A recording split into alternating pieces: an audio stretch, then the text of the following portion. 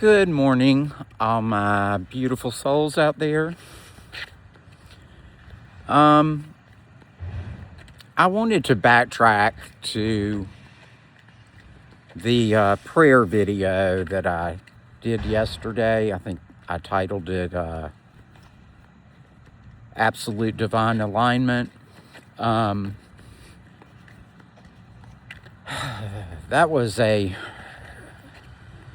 really powerful video I did, and it really drained me. But I think in the long run, it's probably well worth it. I still am kind of wavering whether I did the right thing or not, but I don't know. It's really hard to discern things like that these days. There's been so much warfare thrown at me. But I don't think that God would have brought me into such divine alignment just to give me a false message to preach. So I do know I did the right thing. I pray every day for him to remove this, any sense of doubt from my mind. And it's improving over time. I think it takes a long time for that to happen. I have to let go of, a lot of negative patterns that I really have released. I just, your mind plays tricks on you. The devil uses your mind to play tricks on you. What can I say? It happens to all of us.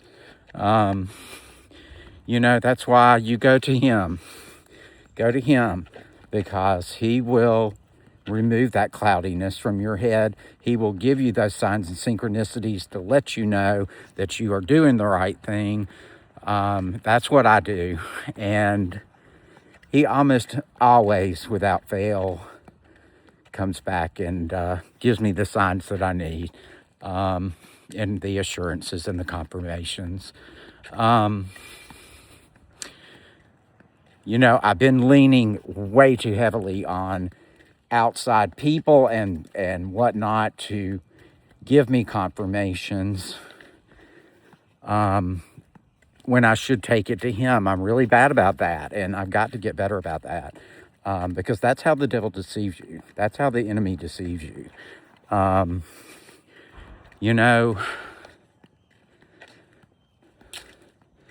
Satan is he's the prince of the air. You must remember that. Prince of the air. So keep that in mind, because he pretty much has dominion over the internet, media, anything that travels through the air, communication. So, use your discernment where necessary, because it's real important that you do. I'm not saying that the divine isn't able to use these technologies to his benefit as well, because I think he can.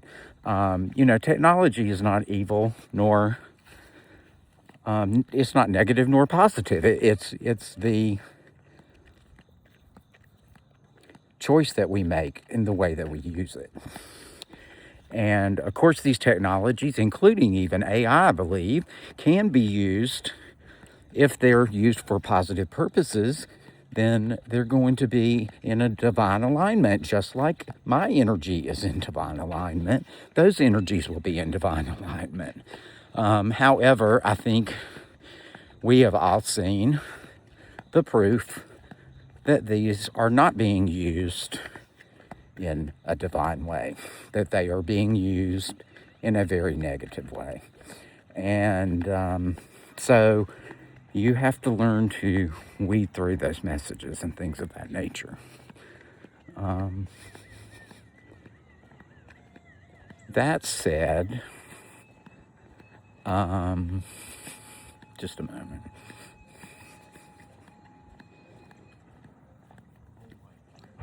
Sorry about that. There's some surveyors out doing some surveying. So, oh Lord, I lost my train of thought. Let me see. Back to what I was saying. So anyway, technology can be used for either purpose. And, it's my mission, one of my missions, I have many, to recapture these technologies and use them in divine purpose. We're able to do that. You already see the beginnings of this going on. Just look at these parents suing, the Facebooks, the Instagrams, the TikToks, whatever, for the damage that it's done to their children. Children killing themselves over being misled by these programs and algorithms. And if that doesn't prove to you that there's evil intent going on with these technologies, I don't know what does. That is pure evil. Taking children with multiple minds and manipulating them into doing these horrendous acts of self-destruction to themselves. Can you imagine how devastated these families are from this? It's reprehensible. It is pure evil incarnate. I don't know how much more evil it gets than that. So, yes, these parents are doing the right thing. Take these systems down. Sue the hell out of these people. This technology needs to be turned back over to the people.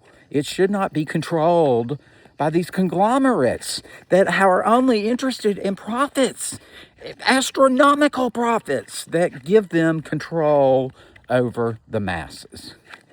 Let's be honest. That is what this is being used for. It's being used to control you, your children. It's interesting. I went to one of my 12-step meetings the other night, and I looked around the room, and it saddened me. It saddened me so much because I looked around and I saw nothing.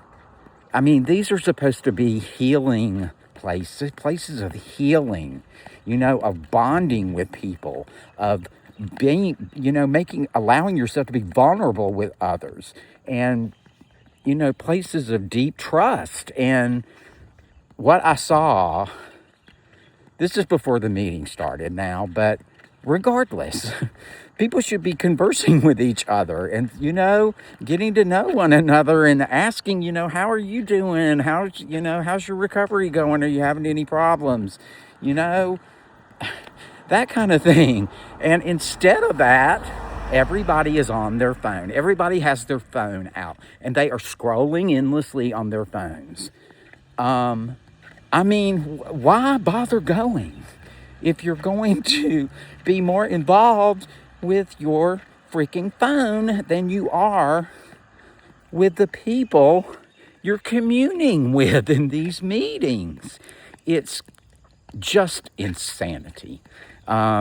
If I had my way and, I was in charge of those meetings, I would make it a rule that everybody has to leave their phone in the car, or they have to shut them down and put them in their pocket. Because it's absurd. It's absurd. And these are weapons of mass distraction. Make no mistake about it.